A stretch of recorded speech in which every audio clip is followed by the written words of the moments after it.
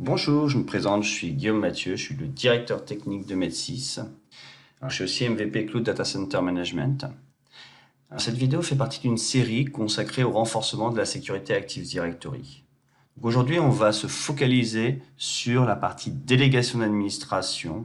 On va y voir les grands principes généraux et on terminera par une introduction du modèle Tier 0, Tier 1, Tier 2 qui sera revu de manière plus approfondie dans une prochaine vidéo consacrée au Privileged Access Workstation. Alors, ce qu'il faut savoir, c'est que la délégation d'administration, c'est clairement un des fondamentaux pour sécuriser une forêt Active Directory. Très clairement, une des premières questions que je pose quand j'arrive chez un client et que je dois durcir la sécurité d'un annuaire Active Directory, c'est le nombre d'utilisateurs membres des groupes à fort privilège comme domaine admin, enterprise admin, schéma admin, opérateur de compte. Cela me permet d'avoir très rapidement une idée du niveau de sécurité de l'environnement.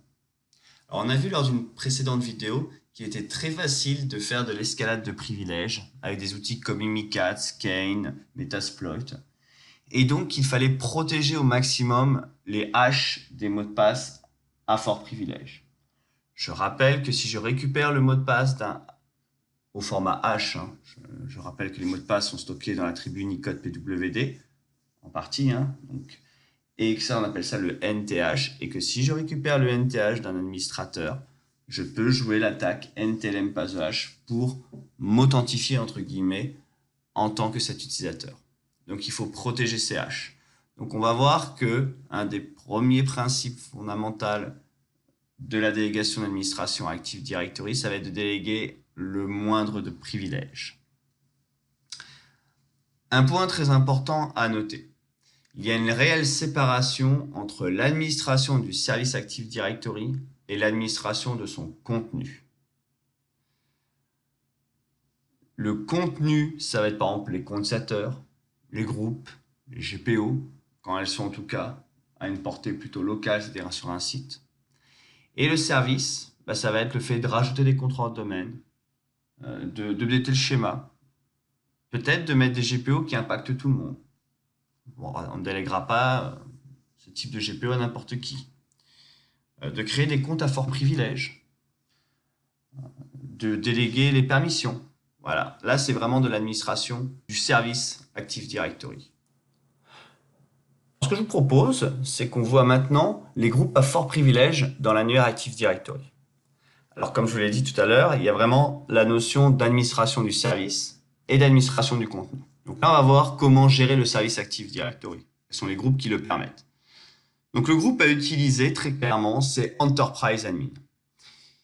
Les utilisateurs membres du groupe Enterprise Admin ont la capacité de gérer et d'effectuer toutes les actions au niveau de la forêt. Donc ils peuvent s'ajouter dans d'autres groupes à fort privilège comme schéma admin pour par exemple pouvoir updater le schéma. Ils peuvent créer des objets partout dans toutes les partitions de la forêt, que ce soit la partition de configuration, la partition de schéma ou la partition de domaine. Donc, je rappelle que la console utilisateur ordinateur Active Directory permet de voir la partition de domaine, mais que par exemple la console ADSI Edit, elle va nous permettre de voir les autres partitions de domaine. Donc là, on a par exemple la partition de domaine, ici la partition de conf, la partition de schéma, et si je tape directement ici, je vais pouvoir par exemple me connecter à la Forest DNS Zone et qui porte le nom de mon domaine. Donc c'est dc égale msreport, virgule, dc égale intra. Et vous voyez, en tant que Enterprise Admin, j'ai accès à cette zone-là. Pour rappel, cette zone permet d'héberger les zones DNS type underscore msdcs.msreport.intra. Alors, pourquoi mieux vaut utiliser le groupe Enterprise Admin que le groupe Domain Admin? Tout simplement parce que le groupe Domain Admin présente un inconvénient majeur. Enfin, précisément deux. Le premier, c'est qu'il est administrateur local de toutes les machines membres du domaine, le groupe Domain Admin, ce qui n'est pas le cas du groupe Enterprise Admin.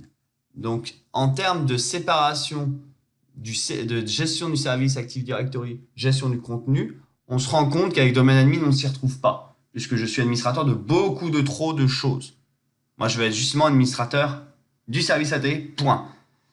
Donc ça, c'est le premier argument qui fait que domaine admin doit être évité et on doit privilégier l'usage d'Enterprise Admin.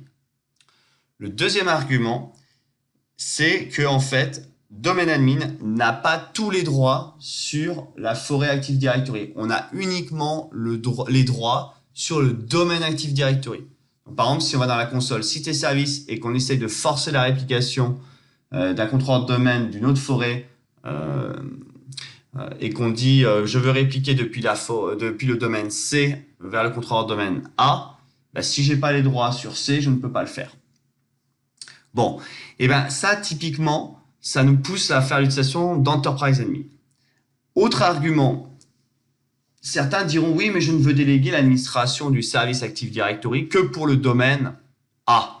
Et ben à ce moment-là, ma préconisation, ça sera plutôt d'utiliser le groupe, donc dans le conteneur built-in qu'on va retrouver ici, administrator. Lui, il a des droits relativement proches d'administrateur du domaine, donc d'admin domaine, excusez-moi, mais on notera qu'on ne peut pas gérer les GPO quand on est membre du groupe administrator.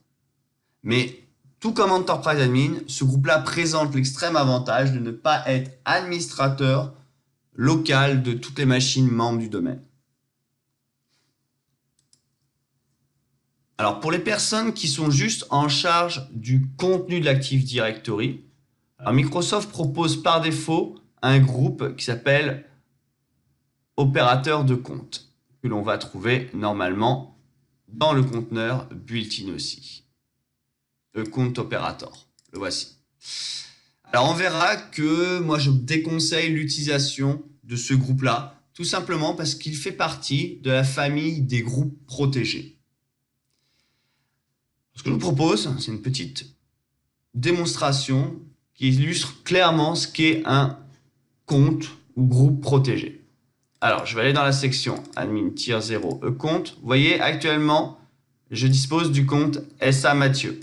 Ce compte, il est membre du groupe domaine admin. Ah, c'est vraiment pas bien. Hop, je vais d'ailleurs le supprimer tout de suite. Et donc, il est membre du groupe Enterprise Admin. Alors, qu'est-ce qui est important à savoir? Si on va au niveau de SA Mathieu et que je vais dans l'attribute editor, on se rend compte que une entrée qui s'appelle admin compte est positionnée à 1. Quand vous avez ça, ça veut dire que le compte a été ou est un compte protégé. Alors, c'est quoi l'impact d'être un compte protégé?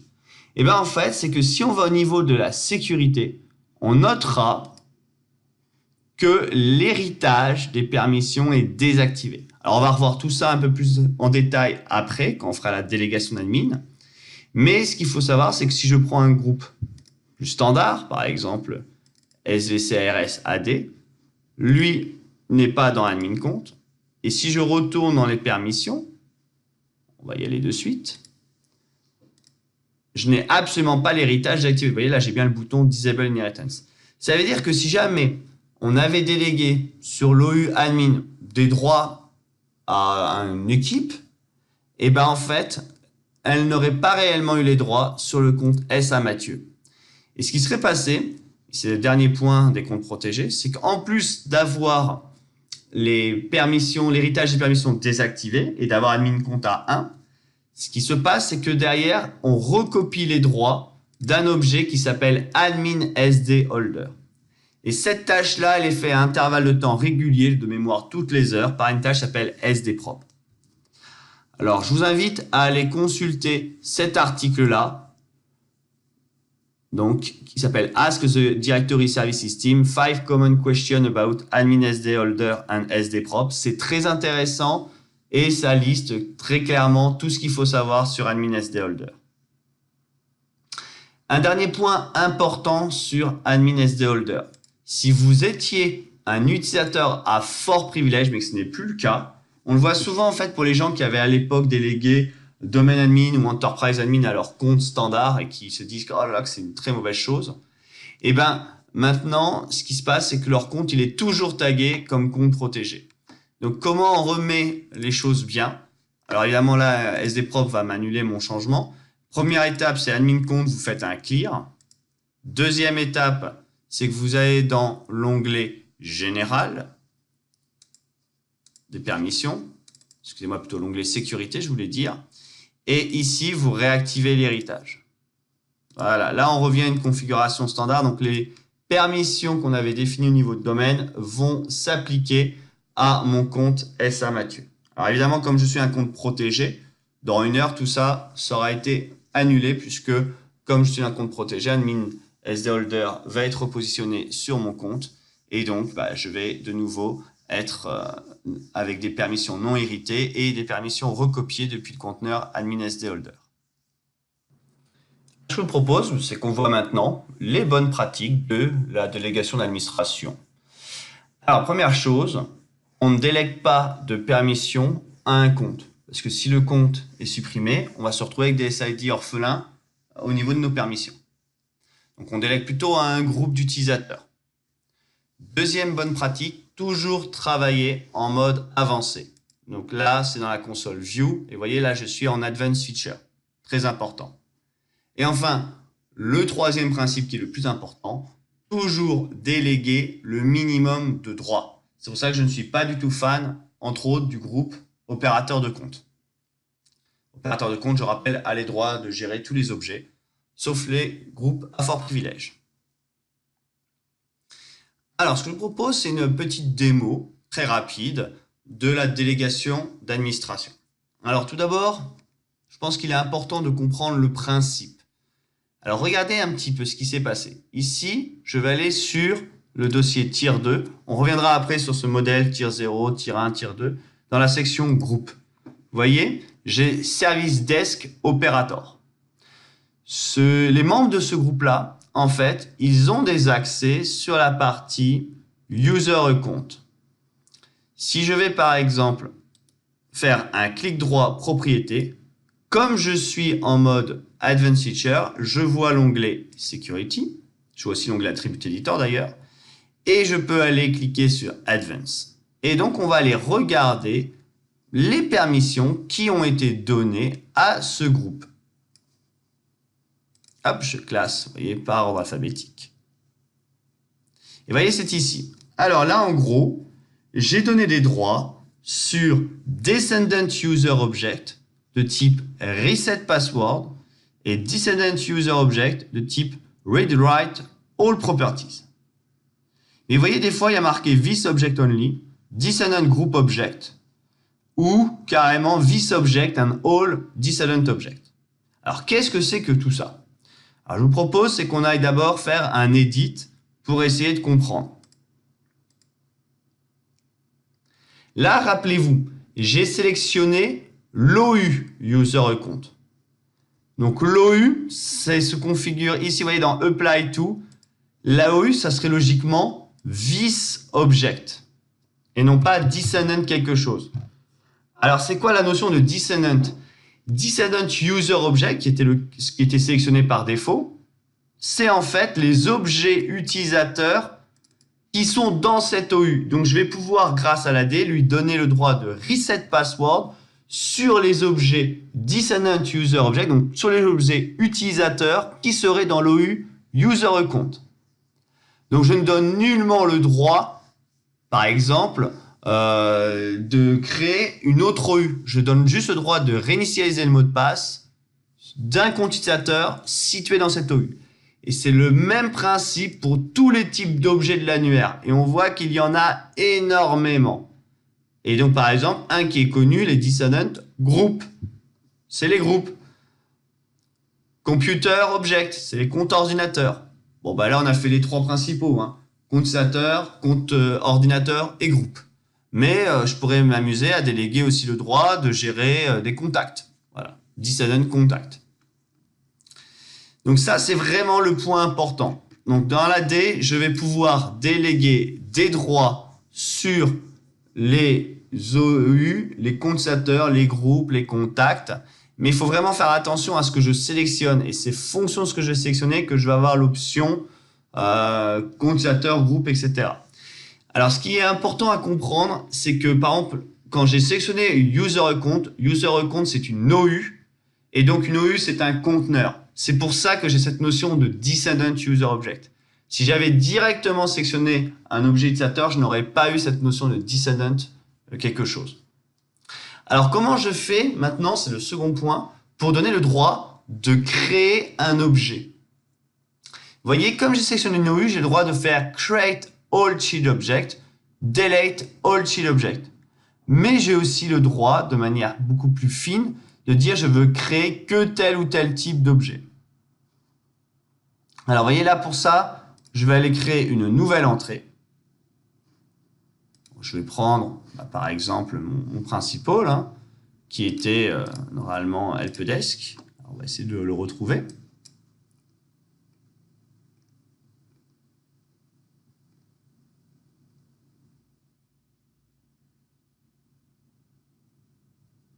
Voilà, service desk operator. Hop, et là, je vais lui dire, non, c'est pas sur, alors c'est this object and all descendant object, pourquoi pas?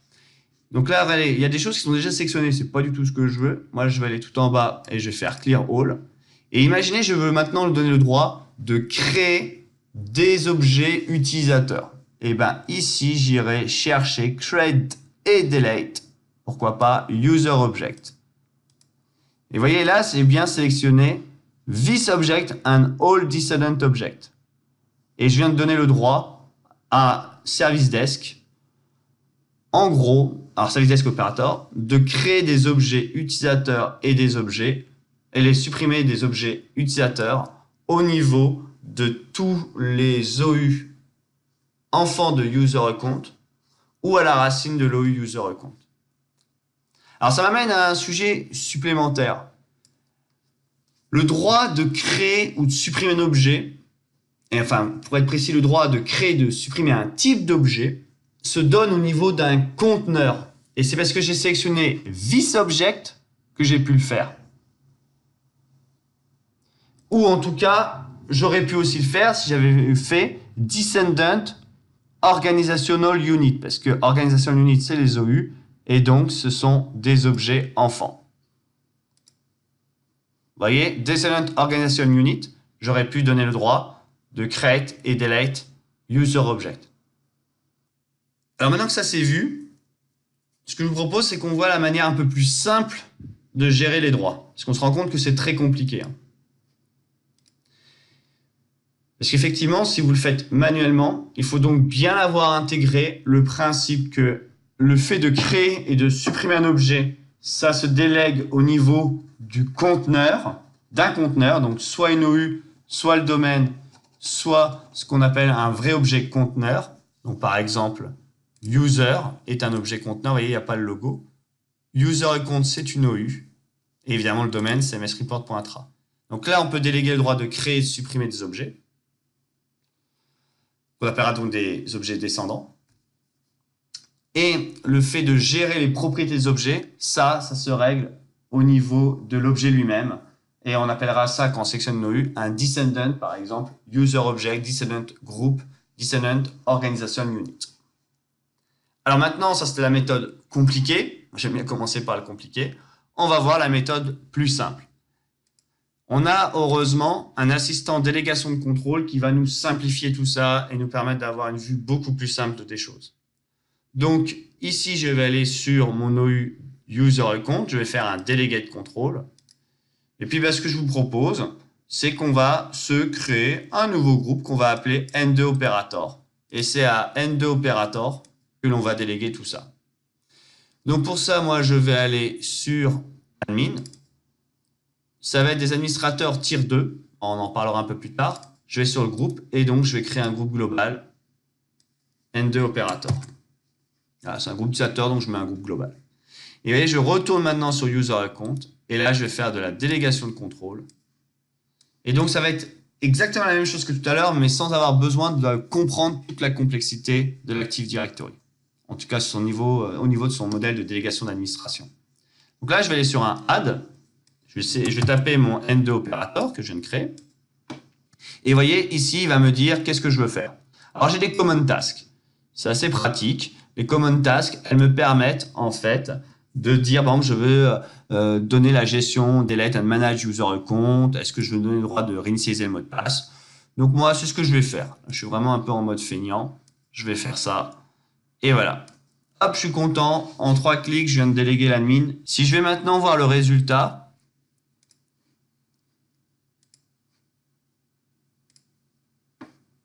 qu'est-ce qu'on voit qui s'est passé avec donc le groupe N2?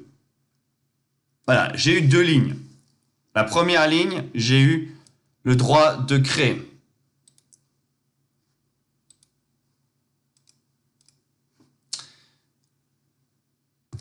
Donc j'ai eu 2 lignes. La première, qu'on a droit de créer et de supprimer un user object. Et on voit bien que c'est marqué this object and all descendant object. Et la deuxième ligne me donne le droit de full control sur les objets descendant user object. Voilà, vous voyez, j'ai bien le full control. Donc la seconde ligne me donne le droit de créer et de supprimer des objets utilisateurs au niveau de cette OU. Je le vois bien avec le apply to this object and all descendant object. Et donc si je descends un tout petit peu, je vais le voir ici. Create and delete user object. Alors, ce que je vous propose, c'est qu'on refasse la même manip. Donc je vais supprimer les droits en supprimant directement ici. Donc il ne faut jamais travailler ici via l'assistant simplifié. Si par exemple je m'amuse à faire un full control, vous verrez que c'est juste un full control sur this object et non pas sur this object and all descendant user object ou all descendant object. Et donc en fait en gros ça va donner le droit que sur le conteneur que vous avez sélectionné et pas sur les conteneurs enfants. C'est pas génial. Hein. La petite démo s'impose. Vous voyez, je vais m'amuser à faire N2 opérator, je donne full control. Et si on retourne en mode avancé, regardez ce qui se passe.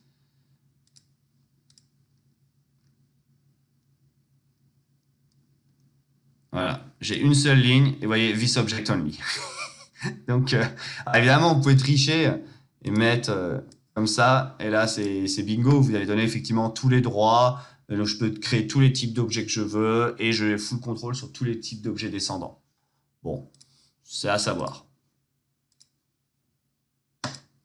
Voilà, normalement, j'ai plus de traces de N2. C'est tout bon. Allez, on va faire la deuxième méthode. Deuxième méthode, donc je vais aller sur user account, je vais faire un delegate control.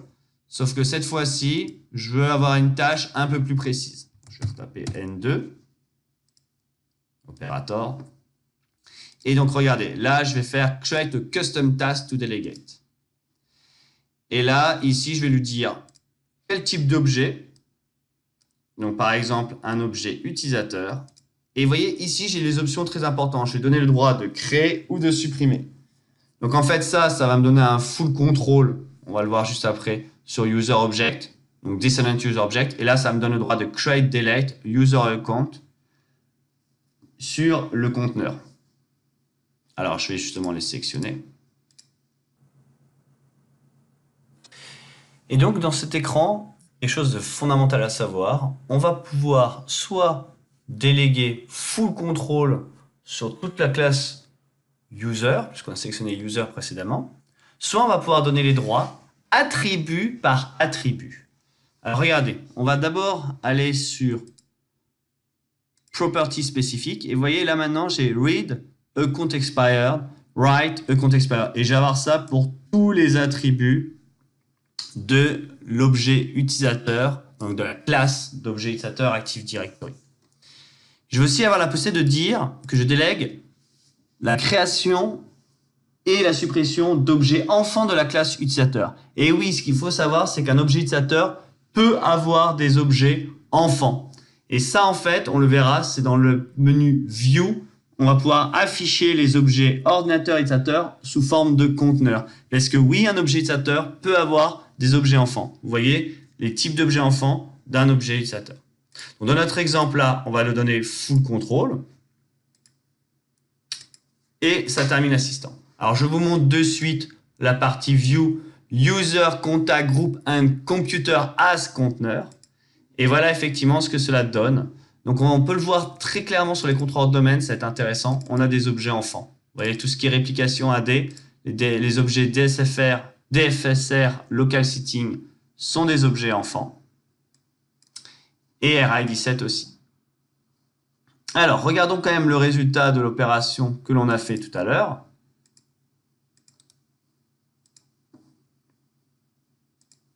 On voit bien donc qu'on est d'ailleurs N2 opérateur à des droits en mode spécial. Ça, c'est ce qu'on voit dans la vue standard. Et si je clique sur avancer, on devrait retrouver les fameuses deux lignes que l'on a créées via l'assistant. Voilà, create, delete et le full control.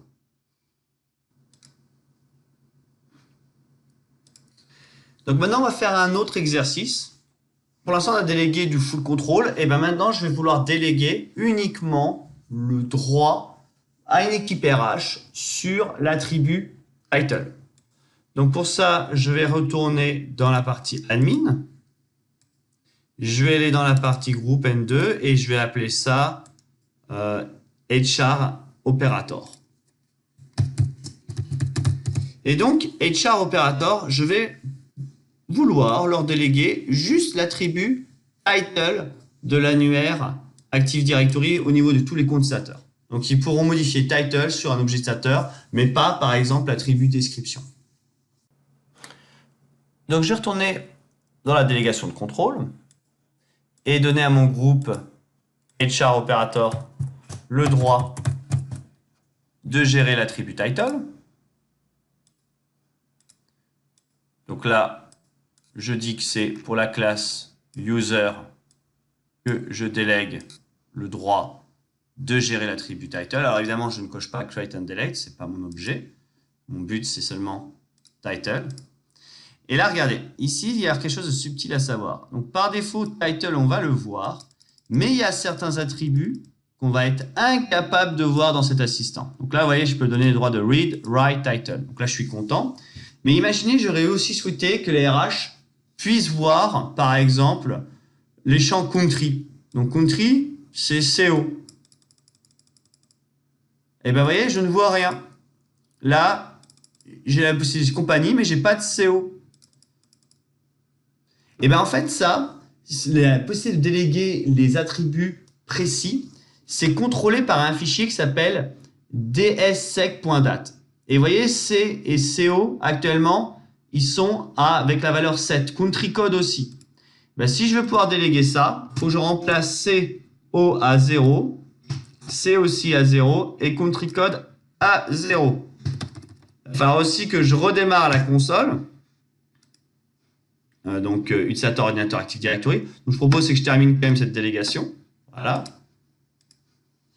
Et maintenant, je vais avoir la possibilité d'aller déléguer aussi pour mon équipe RH les attributs country code.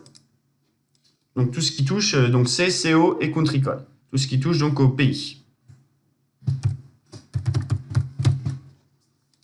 Voilà, il faut vous en rappeler ce fichier DSSAC, il faut le connaître. Hein.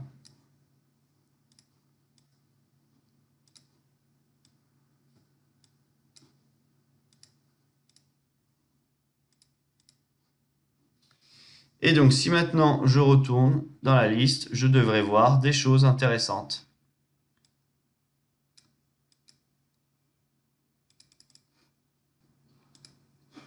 Voilà, on y est. Donc, en fait, vous voyez, déjà, ce qu'il faut savoir, c'est que CO va s'appeler sous forme de Country Code Region. Le C, donc l'attribut qui contiendrait FR, lui, ça va être Country Region Abbreviation. Et enfin, après, on aura read country code, write country code. Donc ça, c'est pour l'attribut country code. Donc en plus, il faut savoir, c'est le nom affiché qui va s'afficher justement dans cet assistant. Donc voilà, c'est quelques petites vacheries à savoir. Donc le dssec.dat, ça vraiment à connaître. Et en plus, dans l'assistance, avec les noms affichés. Donc des fois, il faudra un peu chercher. Et donc ce fichier dssec, vous le retrouvez dans C2.Windows System 32. Très important à savoir. Alors, il existe justement une KB, donc c'est la 296.490, qui explique ce point-là. Alors maintenant qu'on a vu les fondamentaux de sécurité, Moi, je vous propose, c'est qu'on aborde, ce sera vraiment une introduction, le modèle tier 0, tier 1, tier 2. Alors, vous avez peut-être remarqué, mais en fait, j'ai actuellement, au niveau de mon domaine, des conteneurs un peu spécifiques, tier 0, tier 1, tier 2, tier 1 serveur, qui ont été créés. Alors, comment ces conteneurs ont été créés? En fait, j'ai utilisé un script PowerShell qui est donc présenté dans un article Microsoft qui s'appelle Securing Privileged Access. Et en gros, ce que ça va expliquer, c'est qu'il y a 3 grands types d'administrateurs. Vous avez des administrateurs tier 0, tier 1, tier 2. Les tier 0, c'est précisément ceux qui vont gérer le service Active Directory. Les tier 1, c'est ceux qui vont gérer les serveurs. Et le tier 2, c'est ceux qui vont gérer la partie poste de travail et condensateur standard. On inclura aussi les applications dans le tier 1. Et l'idée de cette architecture-là, c'est qu'en fait, dans le modèle en meilleure pratique Microsoft, le tier 0, les condensateur sont en fait dans une autre forêt Active Directory, qui sera une forêt d'admin. Et en fait, on va jouer via soit la solution MIME pour donner des appartenances temporaires au groupe à fort privilège. Alors, comme multi-administrateur est un groupe local, on va pouvoir ajouter des utilisateurs de la forêt d'admin dans ce groupe-là. Mais comme domaine admin et enterprise admin sont des groupes globaux, on ne pourra pas les utiliser. Parce qu'un groupe global ne peut pas contenir un objet d'une autre forêt. Alors, pour pallier cette problématique-là, donc vous avez la possibilité avec Microsoft d'utiliser une nouvelle fonctionnalité qu'on appelle les Shadow Accounts. Et cette fonctionnalité-là, en fait, elle va nous permettre de faire de l'injection de SID. Donc, on en parlera en détail dans la vidéo dédiée au Privileged Access Workstation. Mais le principe, c'est en gros, on va créer un objet spécial dans la forêt d'admin. Et cet objet spécial aura le SID du groupe domaine admin de forêt de production. Et ainsi, on aura la possibilité de jouer avec des workflows PowerShell pour ajouter temporairement l'utilisateur en tant que admin domaine au niveau de la forêt d'admin. Donc ça, c'est vraiment le modèle où on a une forêt dédiée à l'administration Active Directory du tier 0. On peut avoir le même principe pour le tier 1. Donc, c'est-à-dire qu'on pourrait avoir une forêt dédiée pour l'administration de tier 1 avec une notion, donc tout comme le tier 0, d'appartenance temporaire au groupe, soit gérée par MIME 2016, soit avec le nouveau type de forêt. Mais voilà, l'idée, elle est là. C'est qu'on sépare complètement l'administration du service, l'administration des serveurs des applis et l'administration des postes de travail et des condensateurs. Alors, le principe va même encore plus loin.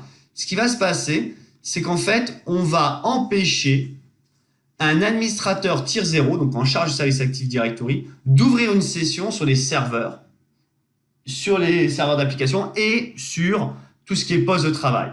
Ce n'est pas leur métier. Ils ne doivent pas le faire. Et évidemment, un administrateur tier 2 ne pourra pas gérer les serveurs puisqu'il aura un access deny et l'administrateur tier 1 n'aura pas les droits de gérer les machines type contrôleur domaine parce que c'est pas un administrateur tier 0. On va vraiment complètement isoler ça. Alors, comment on va le faire? Eh bien, on va pas empêcher via une GPO que les administrateurs tier 0 puissent ouvrir une session sur les machines tier 1 et tier 2, donc sur les serveurs et les postes de travail. La dernière chose qu'on verra dans la prochaine vidéo, c'est qu'on a une notion de Privileged Access Workstation. Alors en fait, ce document-là que je suis en train de vous montrer à l'écran explique comment déployer les fameuses Privileged Access Workstation. Donc normalement, si on va tout en bas, on vous explique en gros pourquoi il faut que les gens aient 2 machines et ne naviguent pas, par exemple, avec leur machine d'administration sur Internet. Et en gros, ici, tout en bas de l'article, on va voir comment on implémente ça avec un script et toutes les bonnes solutions pour durcir l'annuaire Active Directory. Voilà. Maintenant qu'on a vu ça, ça va me permettre de revenir sur quand même quelques principes fondamentaux. Le principe de base, déjà, c'est qu'on ne travaille pas, on ne donne pas de droit à son compte standard. Ça, j'en ai pas assez parlé. Donc, le premier principe, c'est voilà, j'ai au moins 2 comptes. Un compte standard avec lequel je navigue sur Internet, je fais mes recherches, de type Google où je vais consulter ma messagerie et un compte d'administration. Et bien avec le principe du tier 0, tier 1, tier 2, admettons une personne, pour X raison, il a toutes ces casquettes-là, il doit gérer les postes de travail, les serveurs et le service, et bien il aura un compte pour gérer la partie tier 0, un compte pour gérer la partie tier 1 et un compte pour gérer la partie tier 2. Et en plus, un compte standard pour juste naviguer. Et dans l'idéal, cette personne, il aurait 4 stations de travail. Une d'administration pour gérer le tier 0, une autre pour gérer l'administration du tier 1, une troisième pour gérer l'administration du tier 2, et enfin une station de travail standard. Alors évidemment, 4 stations, ça peut coûter cher, donc on verra dans la vidéo consacrée au modèle tier 0, tier 1, tier 2 et à la partie privilégiée d'Access Workstation qu'on peut utiliser au mieux les machines virtuelles pour faire ce genre de choses ou les accès RDS. Voilà, ça termine cette vidéo. Bonne délégation d'admin, à très bientôt. Au revoir.